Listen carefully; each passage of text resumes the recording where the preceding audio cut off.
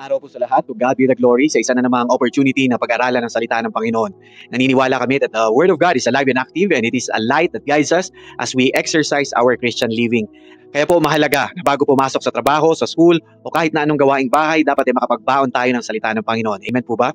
Welcome po ulit sa Diakonos, and Diakonos simply means servant, and this is our online Bible study ministry. We exist po to serve God's people online, lalo't higit sa mga kasama ko pong OFW dito sa Middle East. It is our desire that you develop a relationship with God through the study of His Word po. At ngayong araw ay pag-uusapan natin ang topic na loving God.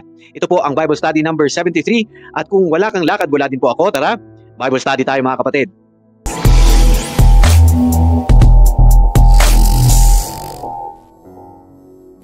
Our verse po for today is found in Deuteronomy chapter 6 verse 5. You shall love the Lord your God with all your heart, with all your soul, and with all your strength. Imagine yourself mga kapatid as a runner, puno ng energy at determination. Nang nagsimula sa race, ang bilis agad ng takbo. Confident na kaya nating panatilihin ang kanyang bilis hanggang sa dulo. Pero habang lumalayo tayo sa karera, nararamdaman natin ang pagod. Bumibigat ang ating mga binti at tapos humihingal na. At tila napakalayo pa ng finish line. Ang dati confident na runner ay ngayon nahihirapan ng magpatuloy. Ngunit bigla may lumapit na veteranong coach sa atin. Ini-encourage tayo, binigyan tayo ng tubig at panay-encourage sa bawat hakbang. Sa tulong ng coach, natagpuan na natin ang finish line. Ang illustration na to ay parang journey natin sa pagmamahal sa Diyos ng buong puso, buong kaluluwa at buong lakas. Sa simula, maaaring pakiramdam natin ay handa tayo at kayang-kaya natin. Pero sa paglipas ng panahon, ang bigat ng ating mga kahinaan at pagsubok ay maaaring gawing imposible ito. Ngunit tulad ng coach na tumulong sa runner, kasama natin ang Diyos sa bawat hakbang. Binibigyan tayo ng lakas upang magpatuloy at magtagumpay na matapos ang ating paglalakbay sa pag-ibig sa Kanya. To understand our verse today further, meron po sanang 3 punto akong gustong ibahagi sa inyo ngayong araw. Number 1, greatest commandment. Alam niyo po mga kapatid, ang verse natin today is our cornerstone sa ating relationship sa Diyos. This verse po is so significant na kahit ang mga Israelites before at ang mga Jewish people ngayon, magpahanggang ngayon, they recite this verse. They call this verse Shema. Ang Shema po ay foundational declaration ng Jewish faith, emphasizing the oneness of God and the command to love Him with all our heart, soul, and strength.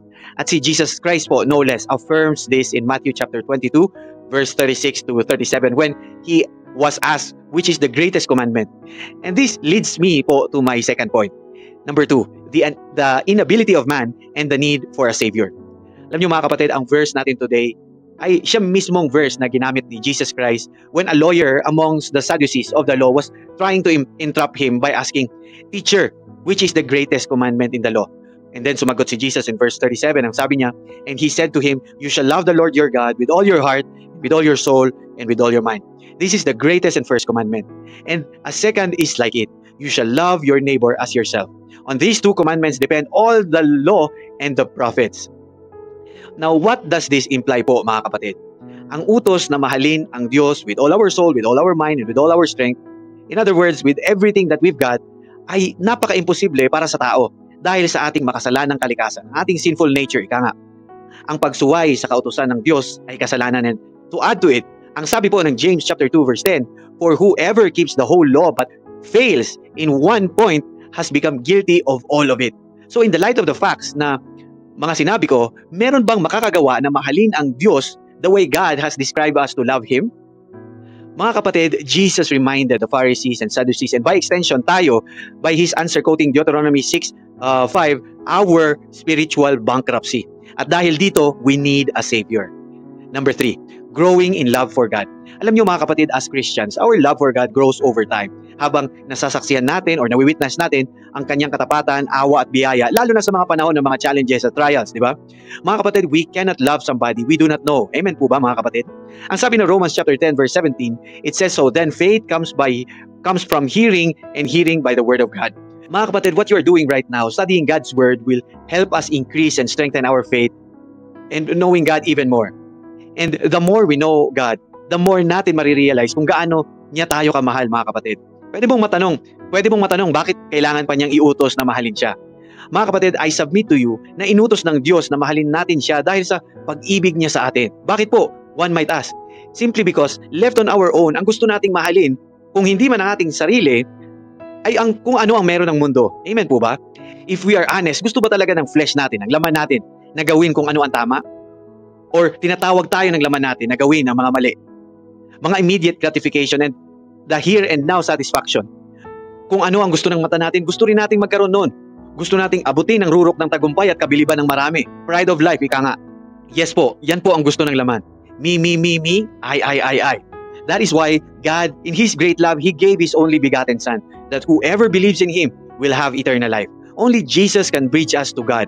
When our verse today says, mahalin ninyo ang Panginoon na inyong Diyos ng buong puso, ng buong kaluluwa, at ng buong ninyong lakas, essentially what God is saying here is, I love you.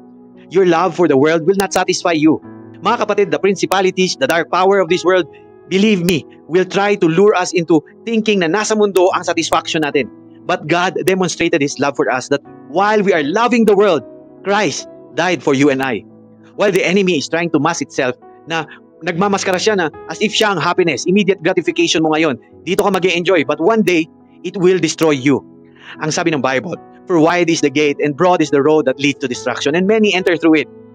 No, mga kapatid, do not be deceived. I beg, plead, and appeal to you. Mga kapatid, respond to God's call habang may pagkakataon pa. For it is appointed for man to die once and after that comes judgment. Our salvation, mga kapatid, lies in the person of Jesus Christ. Kapatid, He suffered and died for our sins, rose from the dead, ascended to heaven in the right hand of God. At darating ang araw, every knee will bow and every tongue will confess that Jesus is Lord. Kapatid, habang may hininga pa tayo, habang may pagkakataon pa, call out to Jesus and ask Him, Lord, save my soul. Wala ni isa sa atin ang matuwid, mga kapatid. Come to Him as you are. Babaguhin niya tayo. Kapatid, if you are willing, why don't you lift up your voice to God? Cry it out before God. Mga kapatid, anuman ang mga pinagdadaanan mo ngayon, it does not matter ano ang paningin ng iba sa'yo. It does not matter anuman ang paningin mo sa sarili mo. What matters most is what God says who you are. And therefore, surrender yourself before God. Acknowledge before God, Lord, I am a sinner. I don't know, Lord, how to pray, but I invite you into my life. Lord, iligtas mo ako sa mga kasalanan ko. Rescue me from my fleshly desires that separates me from you. And from this day onwards, I declare, you are now my Lord and my Savior. And I believe God raised Jesus from the dead to prove that your words are true. Kapatid, if you have made that prayer, you are now a believer secured in Jesus' promises. I encourage you, kapatid, to find yourself a Bible-believing church. Magpa-disciple ka. Grow in the knowledge of our God. Talikuran mo na ang dati mong masasamang pamumuhay. Mga kapatid, sa ating journey bilang mananampalataya, bilang believer, patuloy tayong minamahal ng Diyos kahit sa kabila ng ating mga kahinaan. Ang pagmamahal sa Diyos ng buong puso, kaluluwa at lakas ay hindi madali, ngunit ito ang tawag sa atin. Hindi natin kayang gawin to sa sarili nating mga lakas, kapatid. Kaya kailangan natin si Jesus, ang ating tagapagligtas, na nagbibigay sa atin ng kakayahang mahalin ang Diyos ng tunay. If you have been blessed sa maikli nating Bible study, mga kapatid, ako din, let's pray po. Heavenly Father, Lord, maraming salamat po sa araw na ito at sa pagkakataon na mapag-aralan ng iyong mga salita. Salamat sa iyong pagmamahal at biyaya na ibinuhos mo sa amin. Naway, patuloy mo kaming gabayan sa aming paglakad, sa aming pananampalataya, sa aming pagmamahal sa iyo ng buong puso, kaluluwa at lakas. Bigyan mo po kami ng lakas upang talikuran ang mga bagay na humihiwalay sa amin sa iyo at magpatuloy sa paglakad ayon sa iyong kalooban. Heavenly Father, Lord, pinupuri ka namin at pinaparangalan. Ito po ang aming panalangin sa pangalan ni Jesus na aming dakilang tagapagligtas. Amen at amen. Mga kapatid, kung bago po kayo sa Diakonos, I encourage you po to hit that follow button to be notified on the next Bible study po. Purihin ang Panginoon. I hope to see you in the next Bible study, God willing. The Lord bless you and keep you. The Lord make His face shine upon you and be gracious to you. The Lord lift up His countenance upon you and give you peace. Hanggang sa muli po nating pagsasama, mga kapatid, manatili po tayong matatag sa ating pananampalataya at magpatuloy tayo sa ating paglilingkod sa ating Panginoon. To God be the glory po and God bless you po, mga kapatid.